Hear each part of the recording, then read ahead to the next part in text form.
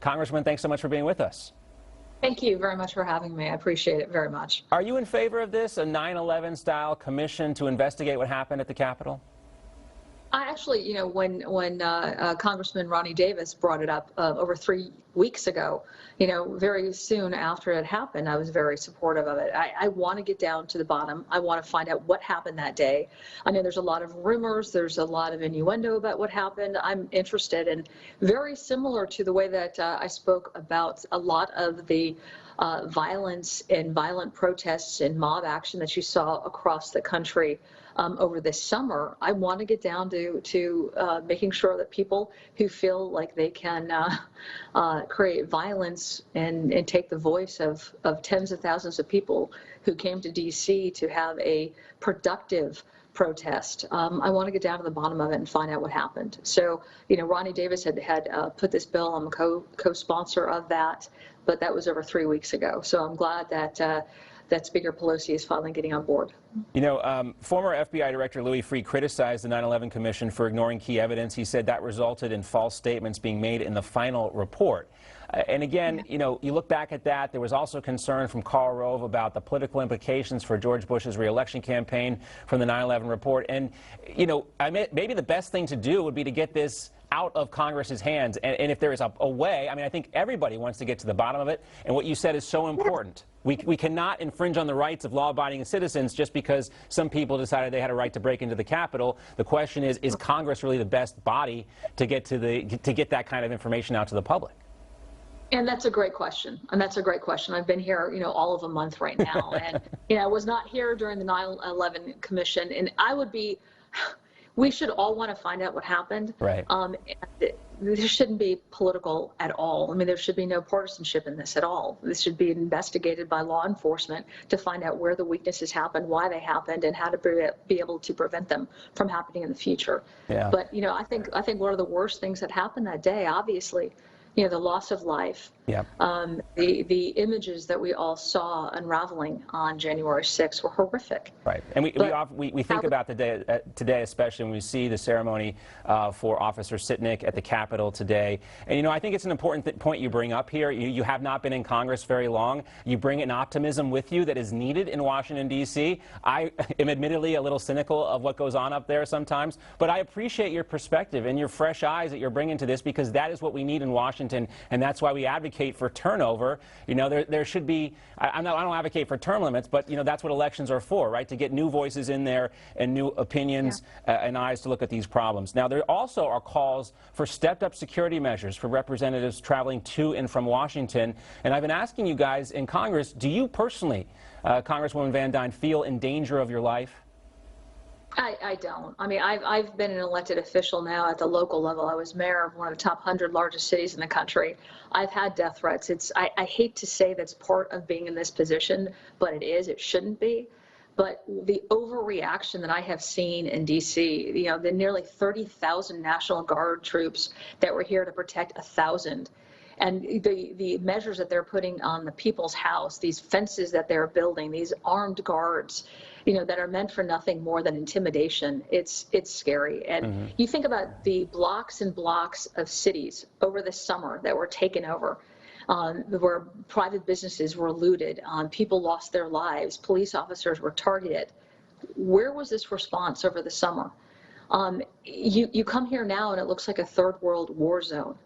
This is not the people's house, and the fact that they have put all of this in really, to me, just seems to be a power play and a way to show intimidation. But it does. It does look like a Band-Aid over a bad scar on our country, or a scab, or whatever you want to call it. And it's got to come down, and that's really the only way I think our country is going to heal from this. The razor wire is not a good look. The way that our National Guardsmen have been treated, sleeping in parking garages. These are not people that you order through Amazon. This is not just something that you have and then you discard. These are individuals who are putting their lives on to fight for ours and our freedoms. And the way that they've been treated is disgraceful. It's interesting you bring that up, because think about, we were talking about this earlier, and we mentioned this with Congressman Andy Biggs about Jen Psaki talking about the Space Force, a branch of our military, very flippant in her response to that question. I think there's maybe some parallels between that and the treatment of our National Guard in the Capitol. That's interesting you bring that up. I also want want to talk too about this effort for reconciliation, which is a kind of an ironic term that Democrats are using to try and pass this bill without any Republican support. I guess maybe Joe Manchin might be the last remaining guy kind of with the finger in the dike here. But Democrats certainly seem willing to go ahead without any Republican support here. Do you think they'll regret that in the long run if they do? I do. I think you have better policy when you have more voices, disparate voices at the table. And, what we have heard from this administration, this new administration, is they are claiming that they want to work with folks on both sides of the aisle, that they want to have a bipartisan approach. But what we've seen is the exact opposite of that.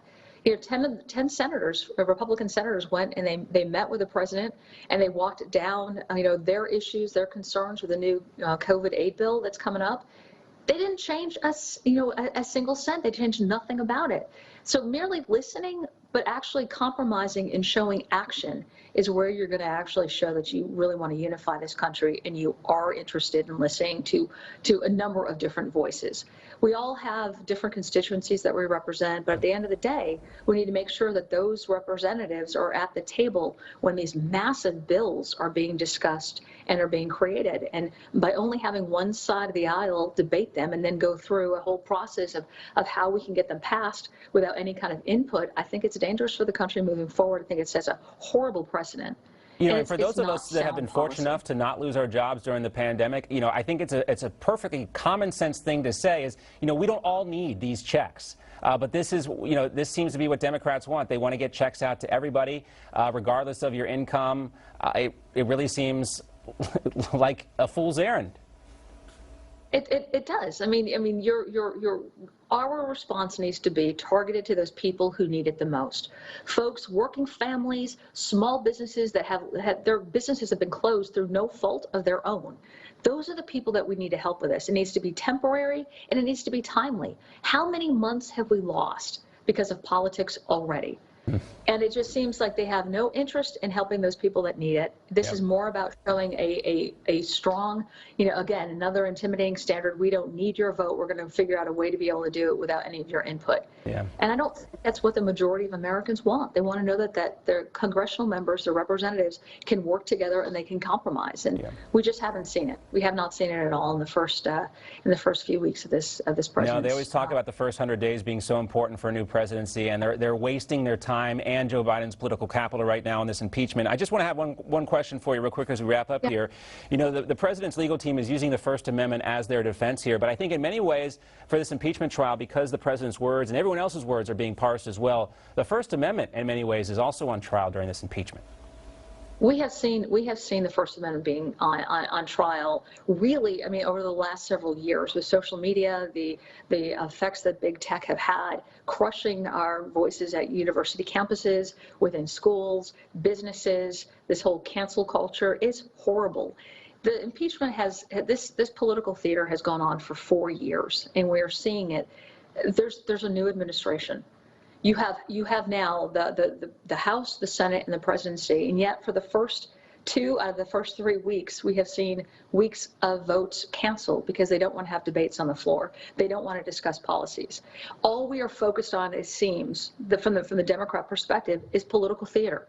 None of these conversations are going to help these working families that are struggling across the country. None of them are going to make sure that health care is accessible, that it's affordable, that it's high quality.